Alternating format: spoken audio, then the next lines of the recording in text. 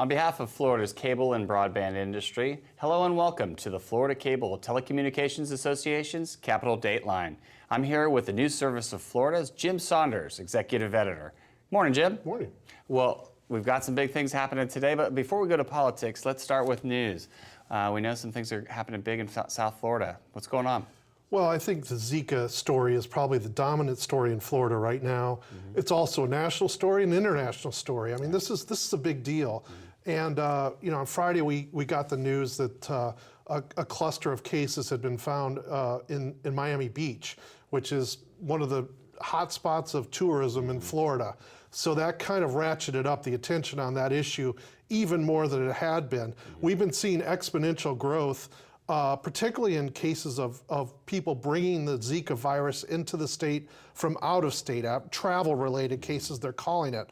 But now we're starting to see more cases of mosquito biting people in Florida and causing the Zika virus.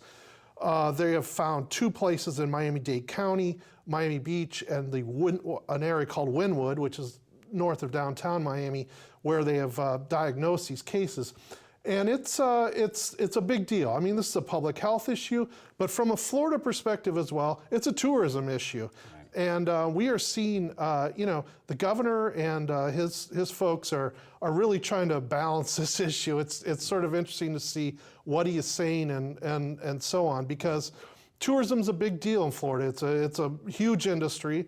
And there's a lot of concern, I think, that this virus is going to scare people away. Yeah, it's kind of back to the the BP issue, where perception was the entire state was covered when it was just a small area. Well, that's true. I mean, as you said, when the BP oil spill occurred, people just sort of thought that all of Florida's beaches were going to be coated with goo. Right. You know, and in reality, the danger was in the Panhandle. Right. But you know, people in Iowa or someplace may not draw that distinction, and when they're making tours or plans to take a trip, they may be scared away by some of this. So we see the governor talking a lot about tourism, that Florida's still open for business and so on, to try to alleviate some of those concerns about the virus.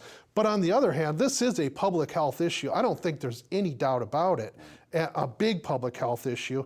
And also, I don't know that there's any real knowledge at this point as to when this problem is going to go away. Right. Particularly in South Florida, which is a tropical climate. There's mosquitoes. Right. There's always been mosquitoes. Right. So this is something that's going to be very tricky to handle over the next coming weeks and months. And also, if cases start emerging in other areas of the state, it's going to be difficult to handle. Right, yeah. Well, we'll stay tuned for that. And I know public health, certainly, when it overlaps with tourism, will be big in the news any way you slice it. So, yeah. All right, well, let's move from public health and hardcore news to what everybody sees on their television, which is politics. So last week we looked at some Senate races. This week we're looking at the Congressional races. Why don't we start in the top side, north side of Florida, and work our way down? So what are you seeing?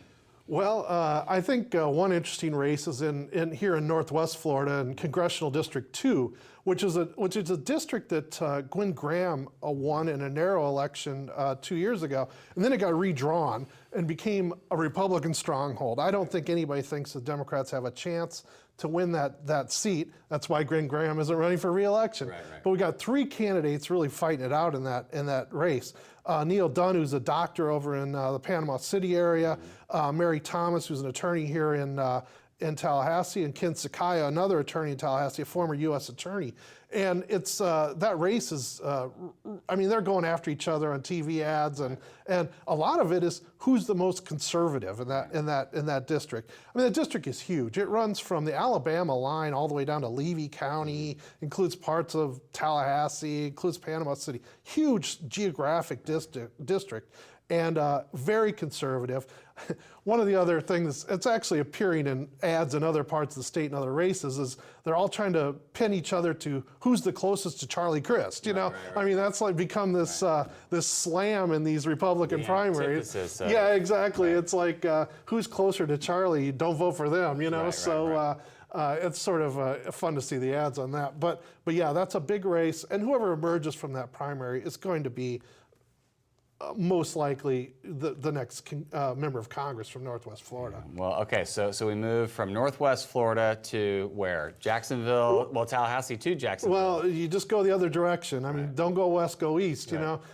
It's a Democratic seat, and it's going to be a Democratic seat. But I mean, this one's also fascinating because it's got Corrine Brown, the longtime Congresswoman, running against Al Lawson, who was a longtime state legislator in the Tallahassee area. You know, Corrine Brown has been in the news for various reasons. One of which is she's under indictment, so that's added a twist to this campaign. She's fighting the charges, which primarily involve the use of money that was supposed to be going to a charity. But the other issue that's at play of this is her district was totally redrawn. In the past, it had gone from Jacksonville to Orlando. Now it's going from Jacksonville to even west of Tallahassee, over into Gadsden County. So, you know, she fought that redistricting in the courts, state courts, federal courts. She lost. So she's running now in a completely redrawn district. You know, she has huge name ID, especially in the Jacksonville area.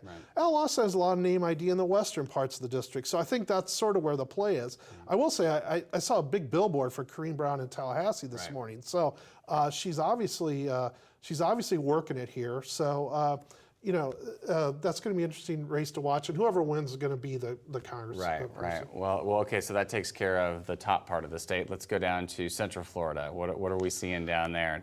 Well, one interesting race is in, I believe it's Congressional District 9. This is the seat that Alan Grayson has vacated to run for the U.S. Senate. It's got 3 notable Democrats in it, I guess. One is Darren Soto, who is a state senator. We've got Susanna Randolph, who is a former Grayson aide. She also is married to Scott Randolph, who's a tax collector in Orange County. She's also always been, you know, a favorite of the very progressive groups. And then the third candidate is Dina Grayson, who married. Sounds familiar, She was the girlfriend who married Alan Grayson during the middle of the campaign. So, I mean, sometimes you can't make stuff up in Florida. You know, this is a very Democratic seat. It includes part of Orange County, but also a lot of Osceola County, which has become a Democratic stronghold. Osceola County is very Democratic now. You know, another factor in this race I think is going to be interesting to watch. There's a very large Hispanic population in that district. So, you know, whether that will break with Soto, I'm not sure. I mean, it's a little hard to tell at this point. But that's a group of voters to watch in that district, I think. What's pretty interesting about that district is that's a mirror image of what's happening in North Florida, where they're running to see, well, who's the most, you know, the best Democrat, if you will, and or who's the most left, and it's just it's fascinating to see these parties and these contested primaries.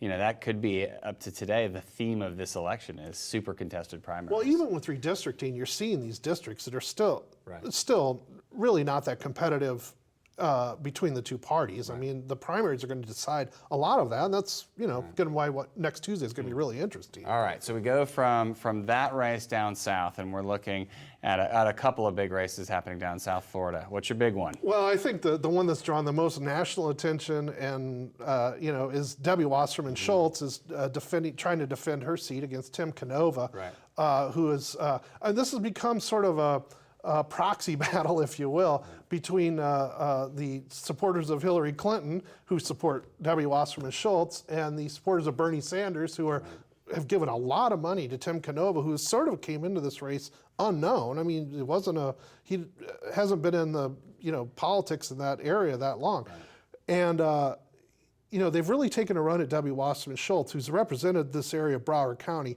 sort of western Broward County, for, you know, 2 decades or more in the legislature and Congress. But she's been controversial. She was the Democratic National Chair until last month when she resigned. There was all this controversy about leaked emails and her support for Clinton in the primaries.